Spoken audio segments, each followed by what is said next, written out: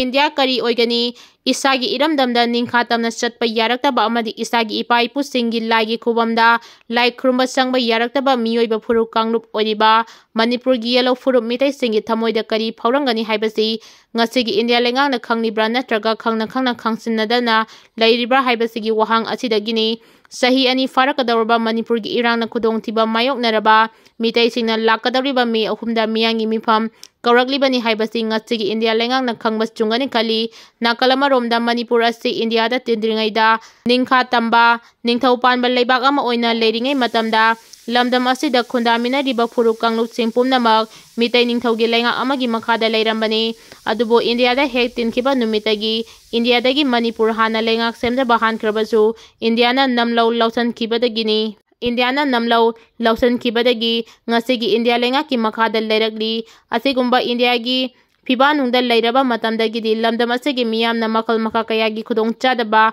thokpagi chang hengalakpagumbani thawong chatharakpa haurakpa haibagi wahang kayamuk lakpagum tawri Asigumba India gi phibanungda leiraba matamdagi di lamdam asigi miyamna makal makha kayagi khudong chadaba thokpagi chang hengalakpagumbagi thawong chatharakpa haurakpra haibagi wahang kayamuk lakpagum tawri maramdi haukiba sahi kaya haibadi Kuki singna mitai da landaraga makoigi lam khara Manipuragi launaba honabagi thawong asigi mamangdasu lamdam asida thoganingdaba thawdok kayamuk thokrabani haibasi ngasigi state asigi miyamna khangnaduna leikraba maramna haujik thokliba irang asi India lengangna thamoi sengnan lan loisinaba honadaba manbagi mami kayamuk tarakli haibada haimanba thokloidra khali state asida sahi farakadawraba lansida mitai singna karigumba hiram amatada aranba tawkidrabasu aranba tawriba lamhen tu henba Kuki singbu sairak pidana sahi ani farakadawraba matam asi fawba thadokutuna thamlaga aranba wa nganghanba amadi India gi mayokta wa ngangba loinana India gi constitution gi mayokta thabak thawong chatharaba phawbada yengduna leiri nakalama romdana Kuki lamhen tu henba singna mitai da national highway da ningtamna chatpada thingba amadi mitai gi isagi laifamlen singda sangduna lai khurumbada changbada Kuki singna thingbabu ngakthokpagi mahuta mitai singbu lai khurumhandriba asigi maram karigino haibagi pendabagi thamoi kainariba asigi mathakta mitai gi masu tare ki firal Kuki lamhen tu henbana segairaga khongpakna nelaga phawbada karigumba makhal amatagi sairak pidana ngasi phawba India lengangna laithopagi marang karigino haiba wahang asima malemda leiriba mitai sing lak kayamungna khangnarakli oidagliba phibam asida maram oidaga pendraba mitai sina India lenga ki thawongda pendabadagi thamoi kairaba mitai sina Kuki singa India lenga ka manungda karamba aronba agenda leibadagi aranba tawba Kuki singbu kankhatlaga thamlibra haibagi wahang sing kayamusu hangnaragli amaromda Manipurna masa matomta lengak charingai gi matamda oikhidriba thabak thawong sing kayamu India gi lengak makhada leiraba matamda tawrakpa asidagi ningsingba thoktraba matamdagi leiraglaba Manipur gi apunbagi saktam thugainaba siliba Kuki singbu makhatana India lengak na kankhatlaga matam sangthariba makhai state asigi yelhau furup singi pendabagi sang wangkhatnabagi asoba maram oirakpadagi India lengak na Manipur kanbiroidaba oiradi yelhau furup singna kanjarage hailaklabadi India kari oigani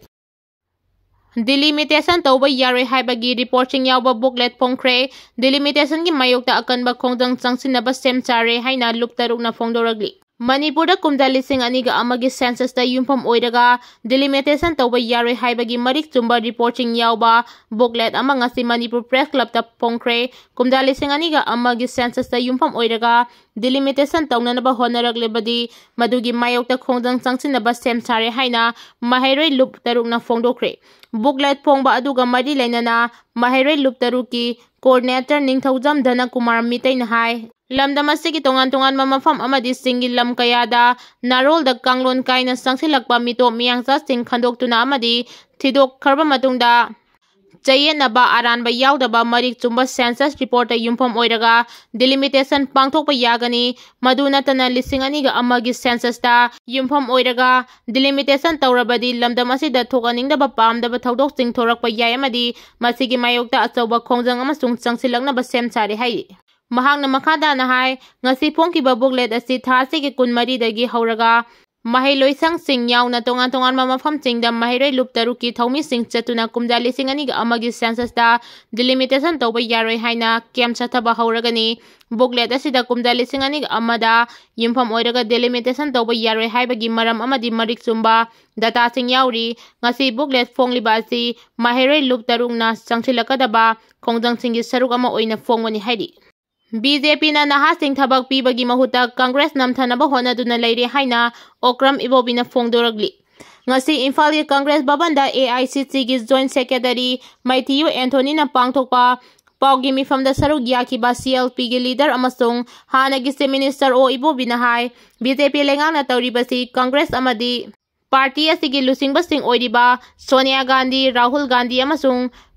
Priyanka ꯒꯥꯟꯙꯤꯒꯤ ꯃꯤꯡꯆꯠ ꯊꯤꯍꯟꯅꯕ ꯍꯣꯠꯅꯕꯅꯤ꯫ ꯂꯩꯕꯥꯛ ꯑꯁꯤꯗ ꯕꯤ.ꯖꯦ.ꯄꯤꯅ ꯀꯤꯔꯤꯕꯁꯤ Congress party ꯈꯛꯇ ꯑꯣꯏꯔꯕ ꯃꯥꯜꯂꯦ꯫ BJP ꯂꯩꯉꯥꯛ ꯑꯁꯤꯅ ꯅꯍꯥꯁꯤꯡ ꯊꯕꯛ ꯄꯤꯕ, ꯆꯥꯎꯈꯠ ꯊꯧꯔꯥꯡ ꯄꯥꯏꯈꯠꯄꯒꯤ ꯃꯍꯨꯠꯇ ꯀꯪꯒ꯭ꯔꯦꯁꯄꯨ ꯅꯝꯊꯅꯕ ꯍꯣꯠꯅꯕ ꯍꯥꯏꯕꯁꯤꯅ ꯃꯈꯣꯏꯒꯤ ꯑꯃꯠꯇ ꯉꯥꯏꯔꯕ ꯄꯥꯟꯗꯝ ꯑꯣꯏꯗꯨꯅ ꯂꯩꯔꯦ꯫ ꯑꯗꯨꯕꯨ ꯂꯩꯕꯥꯛ ꯁꯤꯟꯕ ꯊꯨꯡꯅ ꯀꯪꯒ꯭ꯔꯦꯁ ꯑꯃꯁꯨꯡ ꯒꯥꯟꯙꯤ ꯐꯦꯃꯤꯂꯤꯗ ꯆꯞ ꯆꯥꯅ ꯊꯥꯖꯕ ꯊꯝꯂꯤ꯫ ꯕꯤ.ꯖꯦ.ꯄꯤꯅ ꯑꯔꯥꯟꯕ ꯄ꯭ꯔꯣꯄꯦꯒꯦꯟꯗꯥ ꯀꯌꯥ ꯁꯟꯗꯣꯛꯇꯨꯅ ꯍꯣꯠꯅꯔꯕꯁꯨ ꯑꯆꯨꯝꯕꯅ ꯑꯗꯨꯃꯛ ꯃꯥꯏ ꯄꯥꯛꯀꯅꯤ ꯍꯥꯏꯈꯤ꯫